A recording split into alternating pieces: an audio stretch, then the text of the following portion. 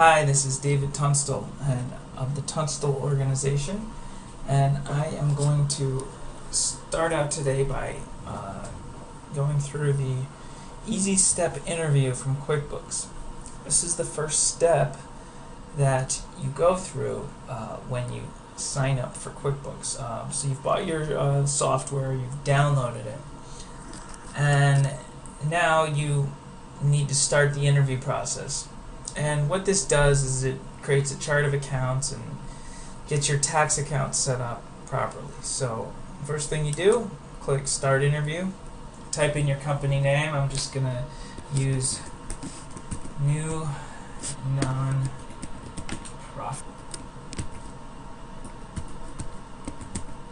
newnon.org. So you do the same thing for your company using your specific information. This company is a nonprofit organization, and it's organized as a nonprofit. So all of the chart of accounts will have a link, or basically be tagged, to nonprofit tax lines on the 990. Fiscal year starts in January. I'll use a very easy Michael Scott password for that. And then files.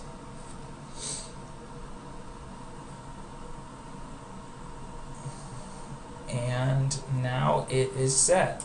So now you move to the task of customizing.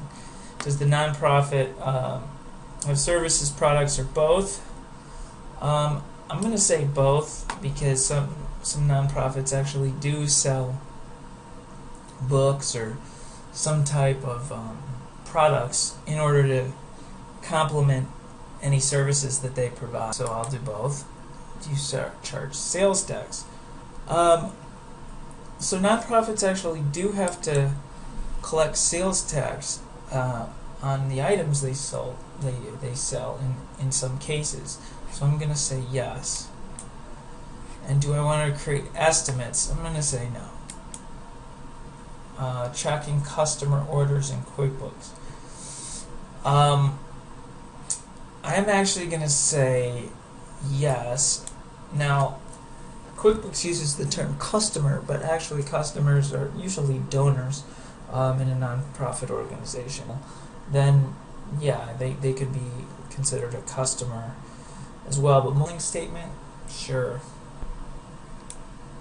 Send us progress invoicing, no. Managing bills, you owe, yes. Tracking inventory, well, if we're going to be selling books, then I say yes. How many books are there? So yes. You want to track time? I'm going to say no. And do you have employees? Yes. We have W-2 employees and we have 1099 contractors. Using accounts. Okay, so the chart of accounts is important. You can find out why the chart of accounts is important here and just read all about it. But it's critical in the sense that these are the accounts that make up your financial statements, your not only the balance sheet but your profit and loss statement. And so yes, that's important. Date to start tracking our finances. Well, today is May 24th, 2011, and beginning.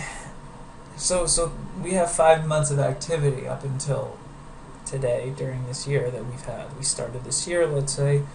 We're going to go back to the beginning of the fiscal year.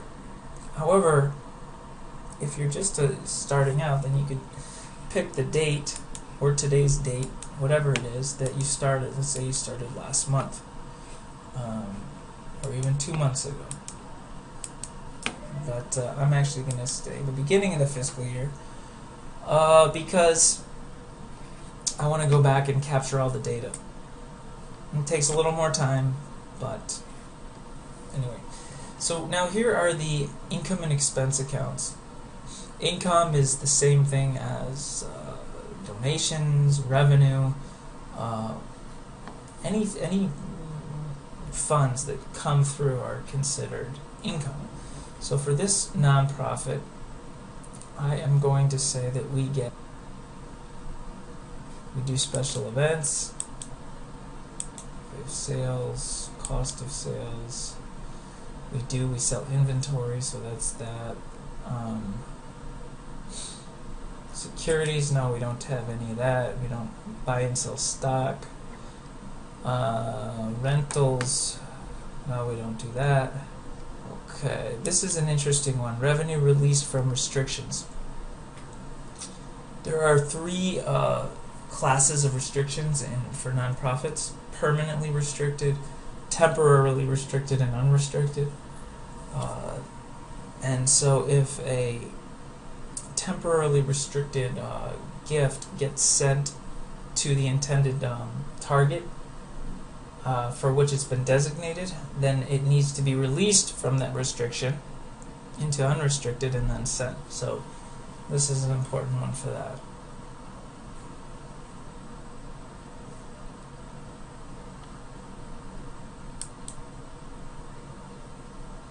My investment, we may have investment income if we have an endowment, but I'm actually going to, instead of being income, there's something called other income. It goes below the lines.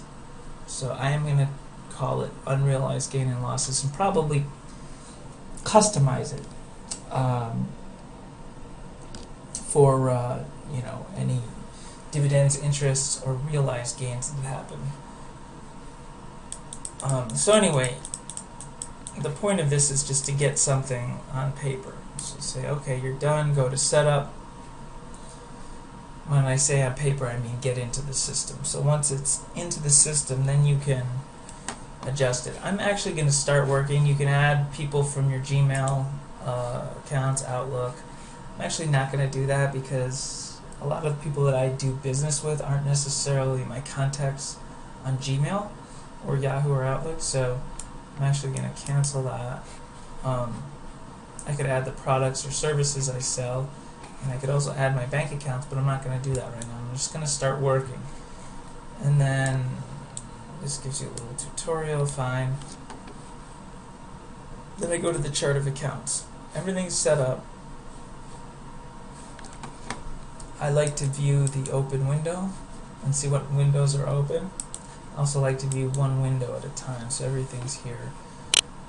So I'm going to click the chart of accounts, and my chart of accounts are set up, except I don't have a bank account, I don't have a credit card account, but I do have, it's populated income expenses with all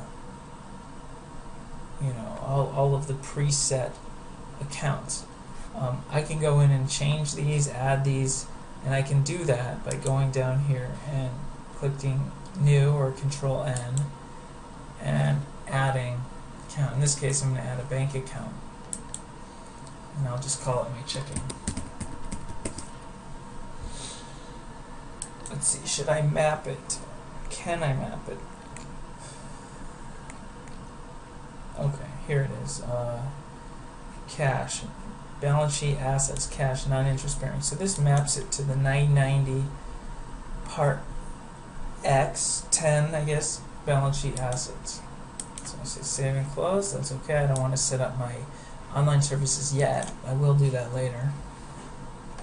And I just other accounts are mapped. Let's try this. That is not mapped. Save and close. Once at the chart of accounts, you can go to customize columns. What this does is add, let's add a tax line here. And let's add, that's good, let's just add a tax line. We can see that some of these have tax lines, like the one I just added. Other those are davidtunstallcpa.com/blog. And you can see other entries. So I hope that helped, and thank you.